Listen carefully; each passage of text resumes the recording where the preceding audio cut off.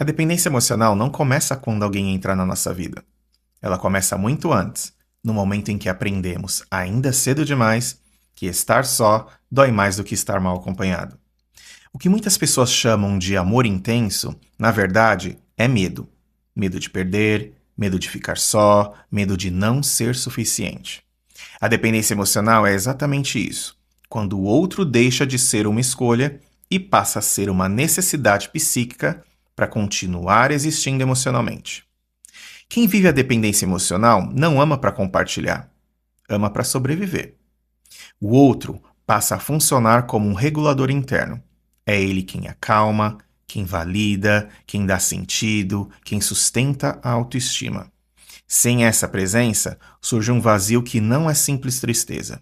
É angústia profunda, sensação de abandono, desorganização interna. Por isso, a dependência emocional não se revela apenas em grandes tragédias afetivas.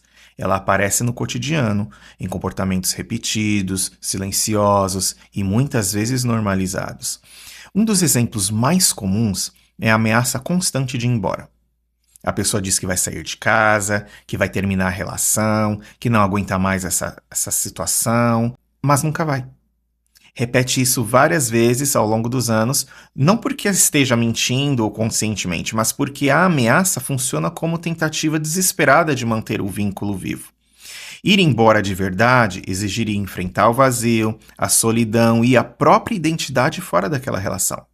E isso assusta mais do que continuar sofrendo. Outro sinal extremamente frequente é a dificuldade em ouvir não. Para o dependente emocional, o não soa como um limite saudável. Soa como rejeição. Um simples agora não posso ou não quero pode gerar reações intensas como tristeza profunda, crises de choro, raiva desproporcional, chantagem emocional ou até um silêncio punitivo. E isso acontece porque internamente o não é interpretado como um abandono.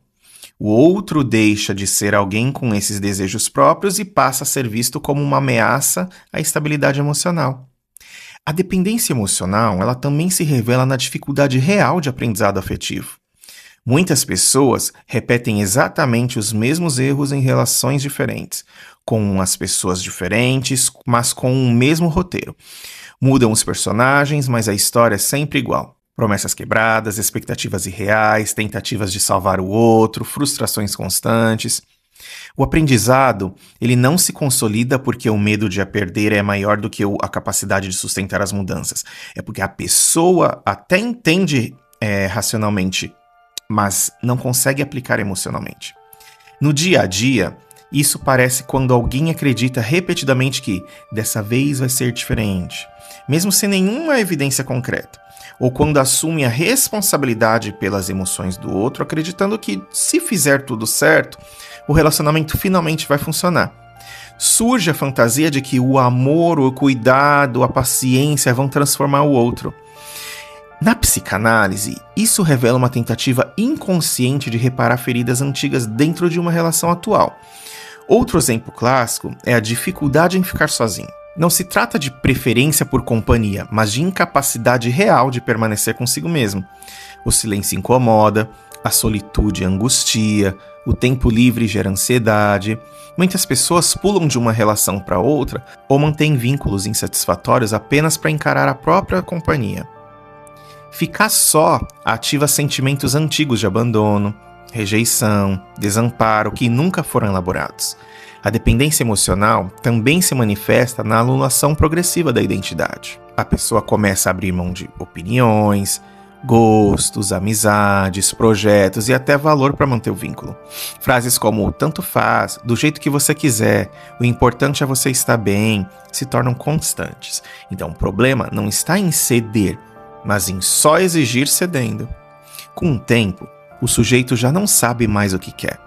Apenas o que precisa fazer para não ser deixado. Do ponto de vista da psicanálise, a dependência emocional está profundamente ligada às experiências iniciais do vínculo. Quando a criança cresce em um ambiente onde o afeto é instável, condicional ou imprevisível, ela aprende que amar exige esforço excessivo, vigilância constante e adaptação. Aprende que para ser aceita, ela precisa agradar. O psicanalista Donald Winnicott descreveu esse fenômeno quando ele falou do falso self, uma personalidade construída não a partir do desejo autêntico, mas da necessidade de sobreviver emocionalmente ao ambiente. O dependente emocional na vida adulta muitas vezes continua vivendo através desse falso self.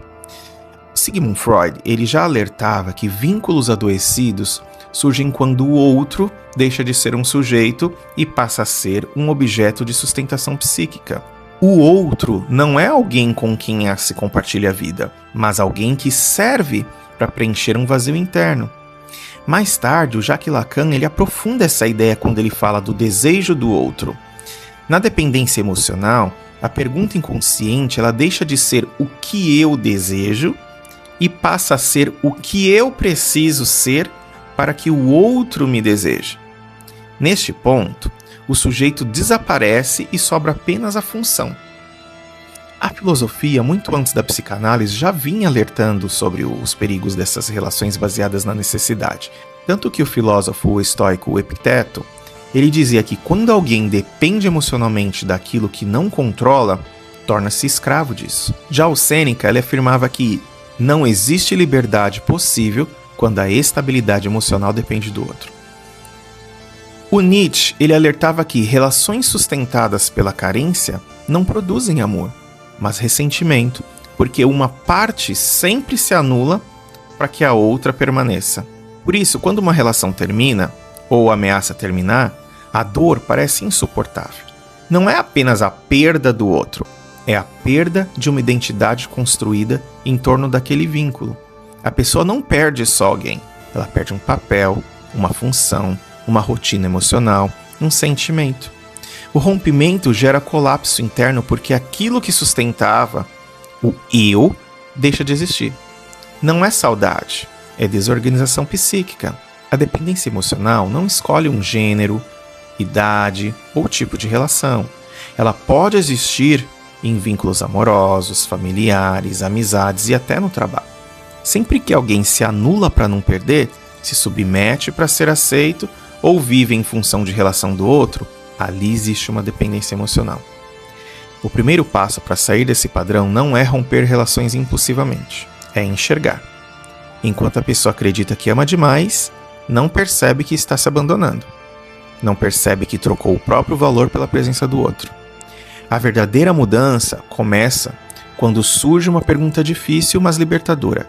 Em que momento da minha vida eu aprendi que precisava do outro para existir? A dependência emocional não é fraqueza. É uma estratégia antiga de sobrevivência psíquica. Mas aquilo que um dia protegeu, hoje ela aprisiona.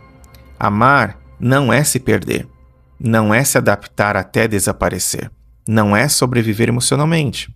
Amar é encontro entre dois inteiros, não o desespero de quem precisa ser salvo.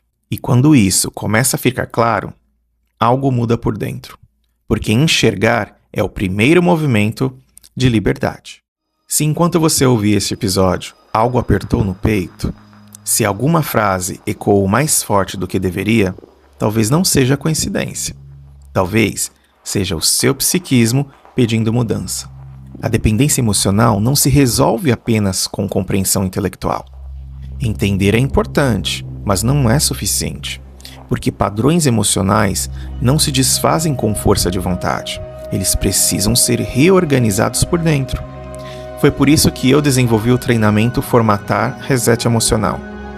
Ele não é um curso motivacional, não é um conjunto de frases prontas. É um processo terapêutico estruturado para ajudar você a identificar onde o seu sistema emocional travou, quais vínculos te desconectaram de si mesmo e como reconstruir, passo a passo, uma relação saudável com você e com o outro. O Formatar Reset Emocional foi criado para quem cansou de sobreviver emocionalmente, para quem percebeu que se adaptou demais, cedeu demais, se perdeu demais e agora quer voltar para si. Ao longo do treinamento, você é conduzido a compreender seus padrões de vínculo, demonstrar dependências emocionais, restaurar limites internos e recuperar aquilo que foi fragmentado ao longo das experiências afetivas.